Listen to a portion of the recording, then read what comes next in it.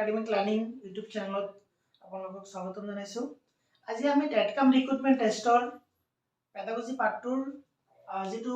Second topic আছে আমাৰ সেইটো হৈছে মেক্সিমছ অফ টিচিং বা শিক্ষাদানৰ বিধি বা সূত্ৰসমূহ। আমি শিক্ষাদান কৰিবলৈ যাওঁতে আমি কিছুমান সূত্ৰ অনুসৰণ কৰিব লাগে বা কিছুমান বিধি আমি অনুসৰণ কৰিব লাগে আৰু সেই বিধিসমূহ কেনেকৈ হ'ব লাগে আমি সেইখিনি আলোচনা কৰিম। আৰু এই টপিকটোৰ ওপৰত আমাৰ টেটত পৰীক্ষাত টেট পৰীক্ষাৰ যিটো কুৱেশ্যন পেপাৰত আমাৰ আগতে অহা আমি দেখা পাইছোঁ আৰু কেনেকুৱা প্ৰশ্ন আহে আমি সেইটো আলোচনা কৰিম। লাষ্ট হৈ যোৱা পৰীক্ষাত কেনেকুৱা প্ৰশ্ন আহিছে এই টপিকটোৰ ওপৰত আমি আলোচনা কৰিম। আশা কৰিছোঁ আপোনালোকে প্ৰথমৰ পৰা একদম শেষলৈকে ভিডিঅ'টো স্কিপ নকৰাকৈ চাব। প্ৰথমটো মেক্সিমছ আছে আমাৰ শিক্ষাদানৰ proceed from known to unknown, known to unknown। ইয়াত টোটেল মই 12টা মেক্সিমছ দিছোঁ আৰু 12টা মেক্সিমছ জানাটো অত্যন্ত প্ৰয়োজন, কাৰণ মেক্সিমছখিনি যদি জনা নাথাকে তেতিয়া MCQ টাৰ প্ৰশ্নবিলাক কৰাত অলপ অসুবিধা হয়। প্ৰথমটো পইণ্ট মই কি ক'লোঁ যে known to unknown, জনাৰ পৰা নজনালৈ। আমি শিক্ষাদান কৰিবলৈ যাওঁতে আমি প্ৰথম আমি কিবা এটা বিষয় শিক্ষাৰ্থীসকলক শিকাব যাম, তাত আমি জনাৰ পৰা আমি নজনালৈ আমি অগ্ৰসৰ হ'ব লাগে, প্ৰচিড কৰি যাব লাগে। কাৰণ যেতিয়া মই ক্লাছত পাঠদান কৰিম ছাত্ৰ ছাত্ৰীসকলৰ লগত তেতিয়া তেওঁলোকে কি জানে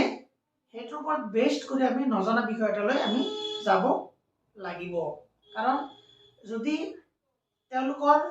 মানে পূৰ্বজ্ঞান পৰীক্ষা নকৰাকৈ আমি কিবা এটা বিষয় আৰম্ভ কৰোঁ তেতিয়া শিক্ষাৰ্থীসকলৰ অসুবিধাৰ সন্মুখীন হ'ব। গতিকে এজন শিক্ষক হিচাপে জনা বিষয় এটাৰ পৰা নজনালৈ শিক্ষকজনে আগবাঢ়ি ল'ব লাগে। প্ৰথম কি কৰিব লাগে, পূৰ্বজ্ঞানৰ বুজ ল'ব লাগে বা প্ৰিভিয়াছ নলেজ টেষ্ট কৰিব লাগে, পঢ়াব লাগে বিষয়টো, তাৰপিছত সেই বিষয়বস্তুলৈকে সোমাই যাব লাগে। নম্বৰ 1। নম্বৰ 2 আছে proceed from simple to complex। চাওক, চিম্পুলৰ পৰা কমপ্লেক্সলৈ যাব লাগে। চিম্পুল কমপ্লেক্স মানে সৰলৰ পৰা জটিললৈ যোৱা। আমি চিম্পুল বিষয় এটা আমি তেওঁলোকক প্ৰথম জনাব লাগে, জনাই আমি কমপ্লেক্স বিষয়টোলৈ যাব লাগে। ছাপ'জ মই এটা এক্সাম্পল হিচাপে লৈছোঁ যে আমি শিক্ষাৰ্থীসকলক এনভাইৰনমেণ্ট পলিউশ্যনৰ ওপৰত আলোচনা কৰিম। এনভাইৰনমেণ্ট পলিউশ্যনৰ কথা তেওঁলোকৰ লগত আলোচনা কৰিম। এনভাইৰনমেণ্ট পলিউশ্যনৰ কথা আলোচনা কৰিবলৈ যাওঁতে আমি তেওঁলোকৰ লগত আমি হোৱাট ইজ এনভাইৰনমেণ্ট বা পৰিৱেশনো কি, যদি আমি এইটো বিষয়ে আলোচনা কৰি লওঁ তাৰপিছত পৰিৱেশৰ পৰা আমি ক'ত যাম, পৰিৱেশ প্ৰদূষণ কেনেকৈ প্ৰদূষণ হয়, পৰিৱেশৰ পৰা কেনেকৈ আমি প্ৰদূষণ যিটো কনচেপ্ট এনভাইৰনমেণ্ট পলিউশ্যন বা পৰিৱেশ প্ৰদূষণ আমি তালৈকে গতি কৰিব লাগে। কিন্তু পৰিৱেশ বুলি ক'লে সৰু ল'ৰা ছোৱালীও কিন্তু তাৰ উত্তৰটো দিব পাৰিব, কিন্তু পৰিৱেশ প্ৰদূষণ বুলি ক'লে তেওঁলোকে অলপ অসুবিধা পাব। কিন্তু যেতিয়া আমি পৰিৱেশ প্ৰদূষণ বুজাৰ আগতে যেতিয়া পৰিৱেশনো কি সেইটো যেতিয়া তেওঁলোকক বুজাই ল'ম তেতিয়া তেওঁলোকৰ বাবে বেছি সুবিধাজনক হ'ব। নম্বৰ 2। নম্বৰ 3 আছে proceed from easy to difficult। চাওক, easy to difficult আমাৰ এইখিনি প্ৰায় একে লাগে ন, যে আমাৰ সৰলৰ পৰা জটিললৈ, তাৰপাছত আছে আমাৰ এইটো কি আছে ইজি টু ডিফিকাল্ট, একে লাগে আমাৰ এই টাৰ্মবিলাক আমি সচৰাচৰ ইউজ কৰোঁ। ইয়াত কোৱা হৈছে যে আমি ক্লাছ ৰুমত পাঠদান কৰোঁতে আমি সহজ বিষয় এটাৰ পৰা আমি কঠিনলৈ যাব লাগে। আল্টিমেটলি কথাটো একেটাই, অলপ চিম্পুলৰ পৰা আমি কমপ্লেক্সলৈ যাব লাগে। আমি ক'লোঁ সৰলৰ পৰা জটিল, আৰু ইয়াত তাৰ অৰ্থটো এনেকৈ বুজাইছে ইজি টু ডিফিকাল্ট মানে সহজৰ পৰা কঠিন বিষয়লৈ আমি যাব লাগে। ধৰি লওক ক্লাছৰুম এটাত আমি ছাত্ৰ ছাত্ৰীসকলক আমি কি পঢ়াম, আমি মেথামেটিক্সৰ ক্লাছ এটা কৰিব গৈছোঁ। গতিকে মেথামেটিক্সৰ ক্লাছ বা মেথছৰ ক্লাছ আমি যদি কৰিব যাম তেতিয়া ছাত্ৰ ছাত্ৰীসকলক আমি মানে মেথছ কৰাম, মাল্টিপ্লিকেশ্যন ডিভিজন যিয়ে নহওক আমি বা প্লাছ মাইনাছ আমি কৰাবলৈ যাওঁতে আমি যে তেওঁলোকক প্ৰথম আমি তেওঁলোকক মানে তাৰ যিবোৰ চিহ্ন আছে যেনেকৈ প্লাছ মাইনাছ তেনেকৈ মাল্টিপ্লাই তেনেকৈ ডিভিজন আমি তেওঁলোকক যদি এই চিহ্নবিলাক যদি তেওঁলোকক বুজাই দিওঁ আগতে অলপ ডিটেইলছত বুজাই দিয়াৰ পিছতে যেতিয়া আমি এটা কেলকুলেশ্যন কৰিম আমি কিবা এটা ইকুৱেশ্যন কৰিম তেতিয়া তেওঁলোকে বেছি বুজি পাব গতিকে আমি কিবা এটা বিষয় আমি তেওঁলোকক বুজাবলৈ যাওঁতে আমি কি কৰিব লাগে ইজিৰ পৰা আমি কি কৰিব লাগে কঠিনলৈ যাব লাগে বা সহজৰ পৰা আমি কঠিনলৈ যাব লাগে ঠিক আছে গতিকে তিনিটা পইণ্ট আমি আলোচনা কৰিছোঁ নেক্সট আমি আলোচনা কৰিম এইটো হৈছে proceed from concrete to abstract মূৰ্তৰ পৰা বিমূৰ্তলৈ অগ্ৰসৰ হোৱাৰ বিধি বা সূত্ৰ এইটো কি আছে আমি যদি শিক্ষাৰ্থীসকলক কিবা এটা বিষয় শিকাব যাম তেতিয়া তেওঁলোকৰ চকুৰ আগত কি আছে মূৰ্ত বিষয় এটা মানে বাস্তৱ জীৱনৰ কোনোবা বিষয় আমি তেওঁলোকক দেখাই তেওঁলোকক আমি এটা বিমূৰ্ত ধাৰণলৈকে আমি তেওঁলোকক লৈ যাব লাগে কাৰণ মই যদি ছাত্ৰ ছাত্ৰীসকলক মানে সাগৰ মহাসাগৰৰ কথাকে যদি ক'ব বিচাৰোঁ তেতিয়াহ'লে তেওঁলোকক এই ধাৰণাটো আমি কেনেকৈ বুজাম আমি তাত তেওঁলোকৰ আগত কি দাঙি দিব লাগিব নৈ জান জুৰি তেনেকুৱা ধাৰণাবিলাক আমি তেওঁলোকক দিব লাগিব গতিকে আমি একেবাৰে লগে লগে ছাত্ৰ ছাত্ৰীসকলক আমি মহাসাগৰ সাগৰৰ কথাকে আমি ক'ব নোৱাৰোঁ গতিকে নৈৰ কথা আমি ক'ব পাৰোঁ বিল খাল এইবিলাকৰ কথা ক'ব পাৰোঁ পিছতে আমি লাহে লাহে গৈ তেওঁলোকৰ আগত দেখা বিষয়ৰ পৰা আমি এটা নেদেখা বিষয়লৈ আমি অগ্ৰসৰ হ'ব লাগে নেক্সট আছে specific proceed from specific to general বিশেষৰ পৰা সাধাৰণলৈ অগ্ৰসৰ হোৱাৰ সূত্ৰ বা বিধি এতিয়া ইয়াত কোৱা হৈছে যে আমি লজিক বা আমাৰ যিটো ফিলচফি ছাবজেক্ট আছে এই ফিলচফি ছাবজেক্টৰ এটা ইম্পৰ্টেণ্ট এটা কনচেপ্ট হয়তো যে আমি কোনোবা এটা বিষয় যদি শিক্ষাৰ্থীসকলক শিকাব বিচাৰোঁ তেতিয়া আমি তেওঁলোকক স্পেচিফিক কিবা এটা বিষয়ৰ পৰা আমি জেনেৰেল বিষয়লৈকে আমি গতি কৰিব লাগে গতিকে এক্সাম্পলৰ পৰা বা উদাহৰণৰ পৰা আমি সাধাৰণলৈ যোৱাৰ যিটো সূত্ৰ যে কোনোবা এজনৰ মই ক'লোঁ যে ৰাম মৰণশীল যদু মৰণশীল এটা পাৰ্টিকুলাৰলি এজনক ক'লোঁ লাষ্টত মই কি ক'লোঁ যে সকলো মানুহ মৰণশীল এজ এ জেনেৰেলাইজ কৰি ক'লোঁ গতিকে এই সূত্ৰটো এইটো মিন কৰে আৰু আমি ইয়াৰ লগত সংগতি ৰাখি আৰু এটা কথা কওঁ যে ছাপ'জ ষ্টুডেণ্টবিলাকক আমি মানে জুইৰ কথাকে কওঁ আমি জুইৰ ধাৰণা দিব বিচাৰি আছোঁ ছাত্ৰ ছাত্ৰীসকলক জুইৰ ধাৰণা যদি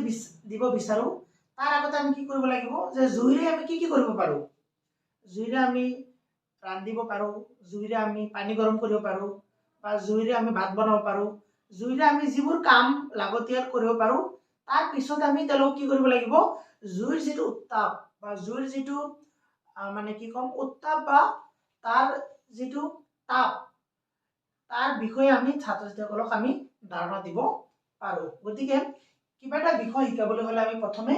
স্পেচিফিক বিষয়ৰ পৰা আমি সাধাৰণৰ বিষয়লৈ যোৱাটো এই শিক্ষাদানৰ পদ্ধতিত অন্তৰ্ভুক্ত কৰিব পাৰোঁ পদ্ধতি নহয় একচুৱেলি মানে সূত্ৰ বা বিধিত নেক্সট আছে proceed from analysis to synthesis মানে বিশ্লেষণৰ পৰা সংশ্লেষণলৈ যোৱা মানে আমি কিবা এটা বিষয় তেওঁলোকক শিকাবলৈ গৈছোঁ সেই শিকাবলগীয়া বিষয়টো আমি তেওঁলোকক সৰু সৰুকৈ পাৰ্টকৈ আমি তেওঁলোকক বুজাই একেলগে আমি তেওঁলোকক এই বস্তুটোৰ ধাৰণা দিলোঁ গতিকে আমি তেনেকৈ ছাত্ৰ ছাত্ৰীসকলক শিকাব পাৰোঁ গতিকে সেইটো এটা মেগজিনছ হয় নেক্সট আছে আমি 6টা মেগজিনছ কমপ্লিট কৰিলোঁ এতিয়ালৈকে তাৰপাছত আছে proceed from whole to part এইটো অপজিট হয় মানে whole to সমগ্ৰৰ পৰা অংশলৈ যোৱাৰ সূত্ৰ আমি কিবা এটা বিষয় শিকাবলৈ যাওঁতে ছাত্ৰ ছাত্ৰীসকলক সমগ্ৰ বিষয়টো একেবাৰে ছাত্ৰ ছাত্ৰীসকলক দিলোঁ দিয়াৰ পিছতে আমি পাৰ্টকৈ তেওঁলোকক বুজালোঁ ধৰি ল'লোঁ মই অসমখনৰ কথাকে ক'লোঁ ছাত্ৰ ছাত্ৰীসকলক যে অসমখনৰ ঐতিহ্য অসমখনৰ সংস্কৃতি বা অসমৰ মানে যিখিনি মানে কীৰ্তিস্তম্ভ আছে আমাৰ অসমৰ যিখিনি গোটেইখিনি আমি একেলগে ছাত্ৰ ছাত্ৰীসকলক ক'লোঁ এজ এ অসম হিচাপে আমি ৰিপ্ৰেজেণ্ট কৰিলোঁ কিন্তু যেতিয়া আমি অসমখন ধুনীয়া একে কথাতে কৈ দিলোঁ অসমখন ধুনীয়া কিয় ধুনীয়া অসমখনত কাজিৰঙা নেশ্যনেল পাৰ্ক আছে মানাহ নেশ্যনেল পাৰ্ক আছে অসমখনত ৰংঘৰ আছে কাৰেংঘৰ আছে কামাখ্যা মন্দিৰ আছে আৰু ব্ৰহ্মপুত্ৰ নদীখন আছে অসমখনত বা অসমখনত আৰু যিবোৰ মানে ঐতিহ্য যিবোৰ মানে আছে আমাৰ অসমখনত সেইখিনি আমি একেৰাহে আমি কোৱাতকে যেতিয়া আমি পাটকে চাম যে কাজিৰঙা নেশ্যনেল পাৰ্কখন ক'ত আছে নগাঁও জিলা আৰু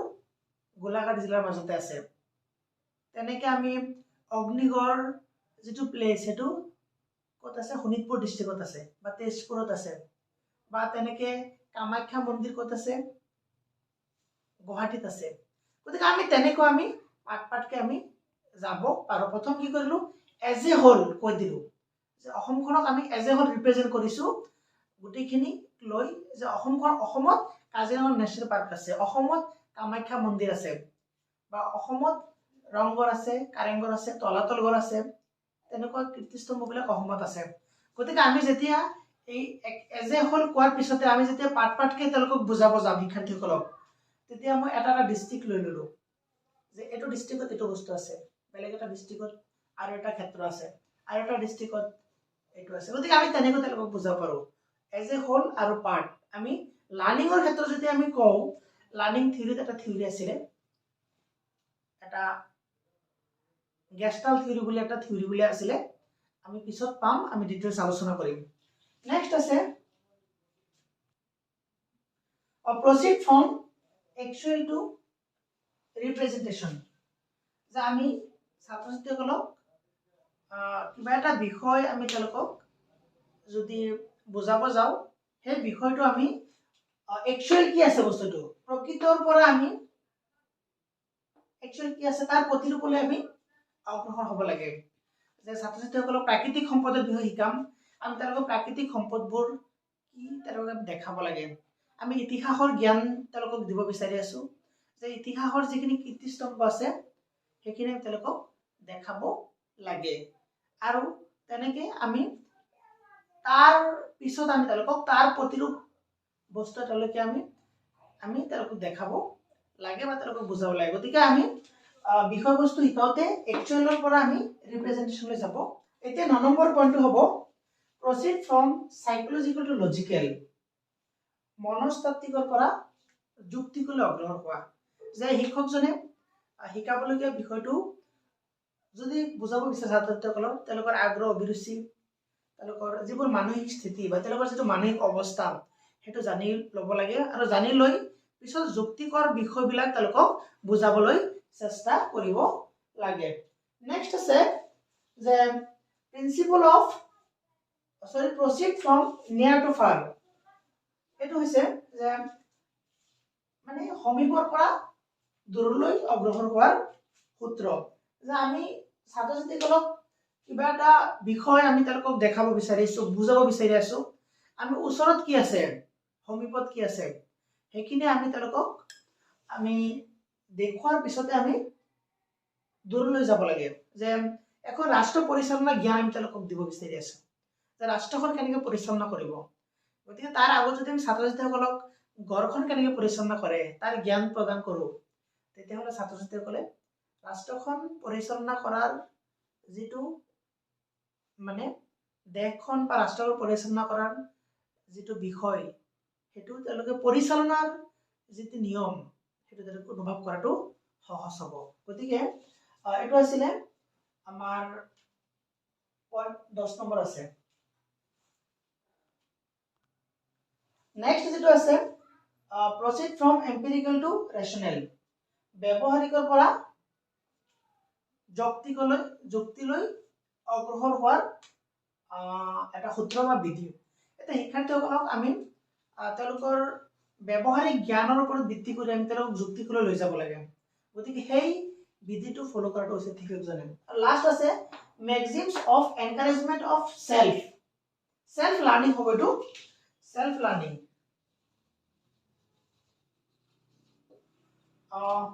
সেল্ফ লাৰ্নিং বা আত্মশিক্ষণৰ বাবে শিক্ষাৰ্থীসকলক মানে উৎসাহিত কৰা যিটো সূত্ৰ বা বিধি যে হেলেন পডকাষ্টই এই যিটো মেথড এই যিটো মেগজিমছ এই মেগজিমছটোক সমৰ্থন কৰিছিলে আৰু তেওঁ শিক্ষাৰ্থীসকলে আত্ম অধ্যয়নৰ ওপৰত গুৰুত্ব দিছিলে যে শিক্ষাৰ্থীসকলে যাতে নিজে অধ্যয়ন কৰিব পাৰে তাৰ ওপৰত গুৰুত্ব দিছিলে আৰু শিক্ষাদান কৰোঁতে শিক্ষকজনে সদায় এই কথাটো চাব লাগে যে শিক্ষাৰ্থীসকলে আত্ম অধ্যয়ন কৰাটো কিমানখিনি তেওঁলোকৰ কাৰণে সুবিধাজনক সেই কথাটো শিক্ষকজনে উপলব্ধি কৰাব লাগে আৰু শিক্ষাৰ্থীসকলক আত্ম অধ্যয়ন কৰিবলৈ তেওঁলোকক এনকাৰেজ কৰিব লাগে বা উৎসাহ যোগাব লাগে। আশা কৰিছোঁ আপোনালোকে এই মেগজিনছ অফ টিচিং যিখিনি পইণ্ট মই ক'লোঁ এই গোটেইখিনি পইণ্ট আপোনালোকে জানিব আৰু এই পইণ্টখিনিৰ পৰা কুৱেশ্যন কেনেকৈ আহিব আপোনালোকে মই যে এটা কুৱেশ্যন আলোচনা কৰোঁ ইয়াৰ ওপৰত তেতিয়া আপোনালোকৰ বেছি সুবিধা হ'ব। আপোনালোকে আকৌ চাই লওক মই কি ক'লোঁ প্ৰথমটো মেগজিনছ কি ক'লোঁ যে proceed from known to unknown জনাৰ পৰা নজনালৈ অগ্ৰসৰ হোৱা সূত্ৰ নম্বৰ 1 নম্বৰ 2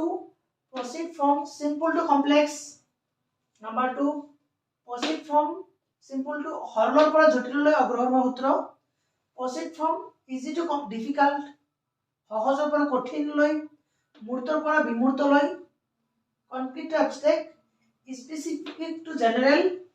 মানে বিশেষৰ পৰা সাধাৰণলৈ analysis to synthesis বিশ্লেষণটো পৰা সংশ্লেষণলৈ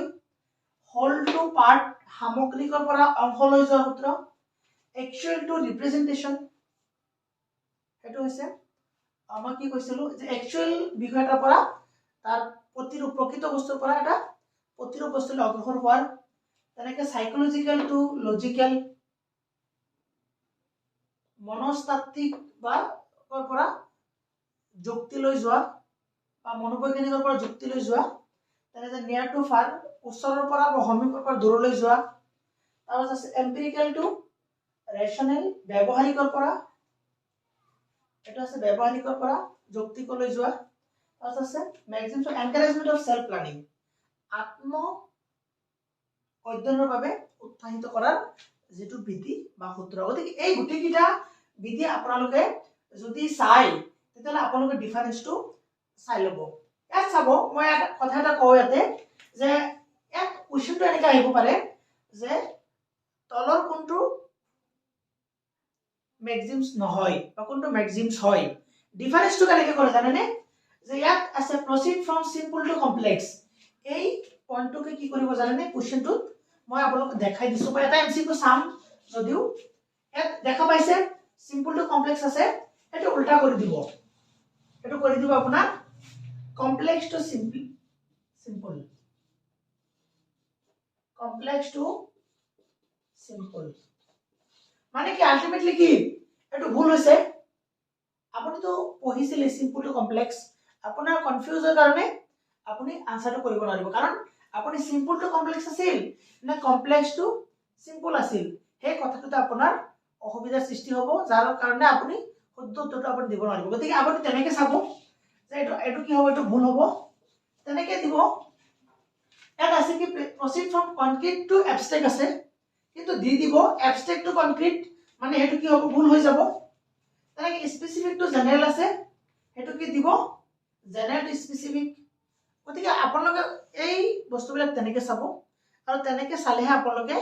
ইয়াৰ শুদ্ধ উত্তৰটো কৰিব পাৰিব গতিকে আশা কৰিছোঁ আপোনালোকে বুজি পাইছে এইখিনি মই এটা কোৱেশ্চন আপোনালোকক দেখাম ইয়াৰ ওপৰত কেনেকুৱা প্ৰশ্ন হ'ব পাৰে এতিয়া এই মেগজিনছ অফ টিচিংৰ ওপৰত